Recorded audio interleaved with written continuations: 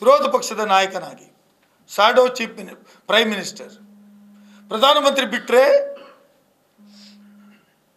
ನಮ್ಮ ಪ್ರಜಾಪ್ರಭುತ್ವದಲ್ಲಿ ಕಾನ್ಸ್ಟಿಟ್ಯೂಷನಲ್ಲಿ opposition leader is next to the prime minister. ಅವರು ತನ್ನ ವಿಚಾರವನ್ನು ಲೋಕಸಭೆಯಲ್ಲಿ ಪ್ರಧಾನಮಂತ್ರಿ ಮತ್ತು ಮಂತ್ರಿಮಂಡಲದ ಎಲ್ಲ ಸದಸ್ಯರ ಮಧ್ಯೆ ವಾದವನ್ನು ಮಂಡನೆ ಮಾಡಿದ್ದಾರೆ. ಅದು ಅವರ ಹಕ್ಕು. ಈ ದೇಶದ ಪ್ರಧಾನಮಂತ್ರಿಯನ್ನೇ ಮುಂದೆನೇ ವಾದ ಮಾಡಿ ಅವರಿಗೆ ಉತ್ತರ ಕೊಡಲಿಕ್ಕೂ ಆಗದ ಪರಿಸ್ಥಿತಿ ನಿರ್ಮಾಣ ಆಗಿರ್ತಕ್ಕಂಥ ಸನ್ನಿವೇಶದಲ್ಲಿ BJPಯ ನಾಯಕರು ಲೋಕಸಭೆಯ ಹೊರಗಡೆ ಇಲ್ಲಿ ಆದಿ ಬೀದಿಗಳಲ್ಲಿ ಚಿಲ್ಲರೆ ರಾಜಕಾರಣ ಮಾಡಲಿಕ್ಕೆ ಹೊರಟಿದ್ದಾರಲ್ಲ, ಆ ಚಿಲ್ಲರೆ ರಾಜಕಾರಣವನ್ನು ನಾವು ವಿರೋಧಿಸ್ತೇವೆ. ದೇಶದ ಪ್ರಧಾನಮಂತ್ರಿಗೇನೆ ಇವರು ಹೇಳಿದ್ರಲ್ಲ, ನಾನು ಲೋಕಸಭೆ ಒಳಗೆ ಹೋಗಿ 2 ಕೆಪ್ಪೆಗೆ ಬಾರಿಸಬೇಕು, ಕೆನ್ನೆಗೆ ಬಾರಿಸಬೇಕೆಂದು ಅನಿಸಿತು ಅಂತ. ಅದು ಇವರ ನಾಯಕ ರಾವ್ ಮೋದಿಗೇನೇ ಆಗಲಿಲ್ಲ.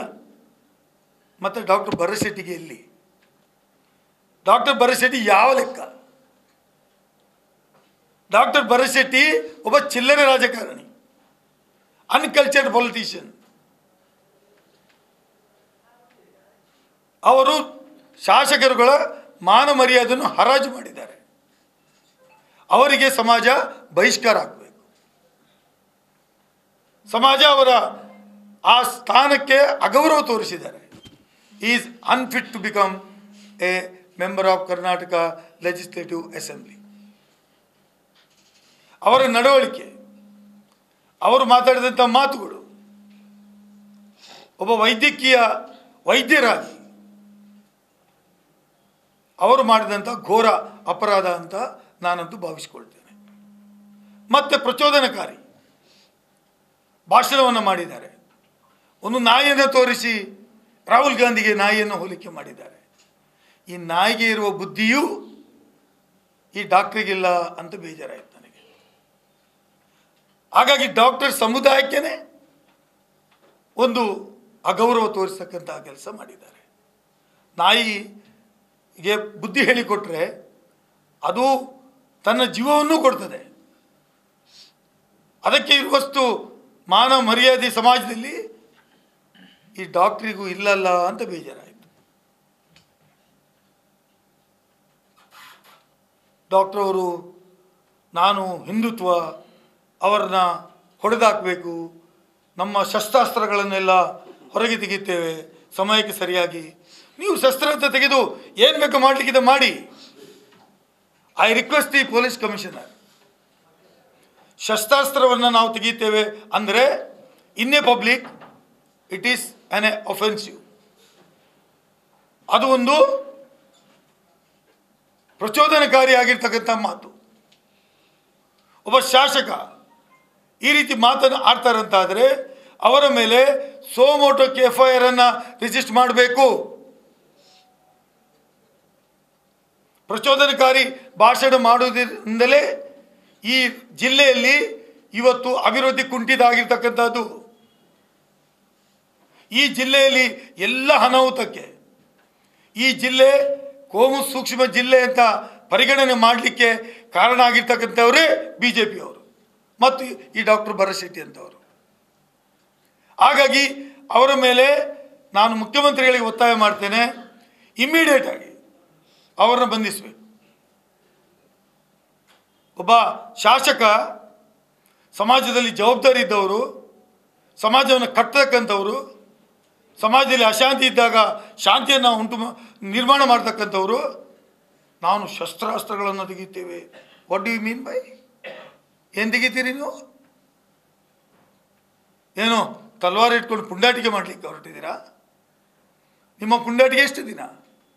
ಈ ದೇಶದ ಜನತೆ ಪಾರ್ಲಿಮೆಂಟ್ ಚುನಾವಣೆಯಲ್ಲಿ ಕೊಟ್ಟಿರ್ತಕ್ಕಂಥ ತೀರ್ಮಾನದಿಂದ ಇವತ್ತು ಶಾಕ್ ಆಗಿಬಿಟ್ಟಿದ್ದಾರೆ, ತಾಳ್ಮೆ ಕಳ್ಕೊಂಡಿದ್ದಾರೆ.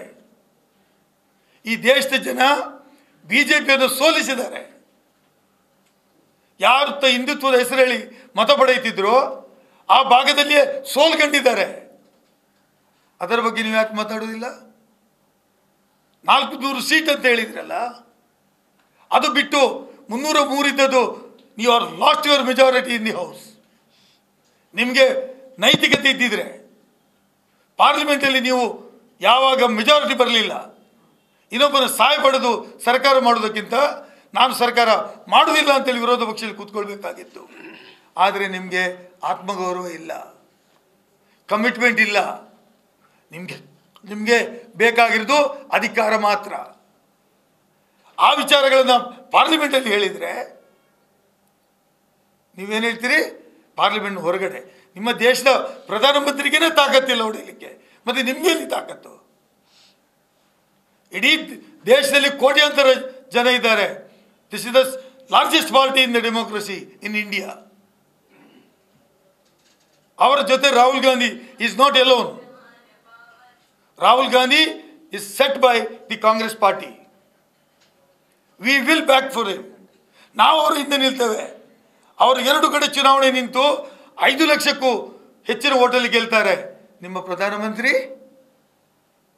ನರೇಂದ್ರ ಮೋದಿ ಟ್ರೈಲಿಂಗ್, ಸೋತು ಗೆದ್ದಂಥವರು,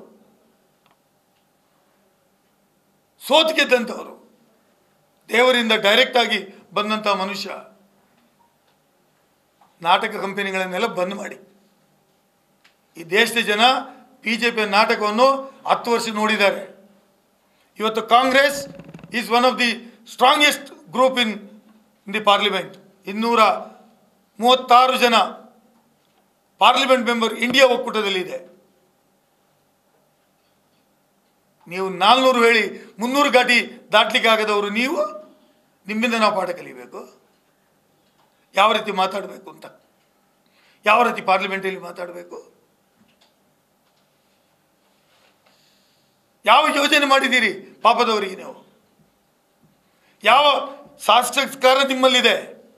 ನಾನು ಭರತ್ ಶೆಟ್ಟಿಗೆ ಕೇಳಲಿಕ್ಕೆ ಬಯಸ್ತೇನೆ. ಭಾರತ್ ಅಕ್ಕಿಯಿಂದ ಸ್ಟಾರ್ಟ್ ಮಾಡಿದ್ದೀರಲ್ವಾ? ಫೆಬ್ರವರಿಯಲ್ಲಿ ಸ್ಟಾರ್ಟ್ ಮಾಡಿ ಏಪ್ರಿಲಲ್ಲಿ ಮುಗಿಸಿದ್ದೀರಲ್ವ, ಬಂದ್ ಮಾಡಿದ್ದೀರಲ್ವಾ? ಭಾರತ್ ಅಕ್ಕಿ ನಾವು ಬ್ರ್ಯಾಂಡ್ ಮಾಡಿ ಕೊಡ್ತೇವೆ ಅಂತ ಬಡವರಿಗೆ ದ್ರೋಹ ಮಾಡಲಿಲ್ಲ ನೀವು. ಬಡವರಿಗೆ ನೀವೊಬ್ಬ ಶಾಸಕನಾಗಿ ಧ್ವನಿ ಎತ್ತಿದ್ದೀರಾ. ಅನವಶ್ಯಕ ವಿಚಾರದ ಬಗ್ಗೆ ನಾನು ಚಾಕು ಚೂರಿ ಅಂತ ಹೇಳ್ತೀರಲ್ವಾ? ಬಡವರಿಗೆ ಏನಾದರೂ ನೀವು ಕೆಲಸ ಮಾಡಿದ್ದೀರಾ? ಅದರ ಬಗ್ಗೆ ಹೋರಾಟ ಮಾಡಿ. ಭಾರತ ಅಕ್ಕಿ ಎಲ್ಲಿ ಹೋಯ್ತು? ಯಾಕಾಗಿ ಬಂದ್ ಮಾಡಿದಿರಿ? ಅದರ ಬಗ್ಗೆ ಹೋರಾಟ ಮಾಡುವ ಶಕ್ತಿ ನಿಮಗಿಲ್ಲ. ಬರೇ ಹಿಂದುತ್ವದ ವಿಚಾರ ಹೇಳಿ ರಾಹುಲ್ ಗಾಂಧಿ ಅವರ ಭಾಷಣ ಸರಿಯಾಗಿ ಕೇಳದೆ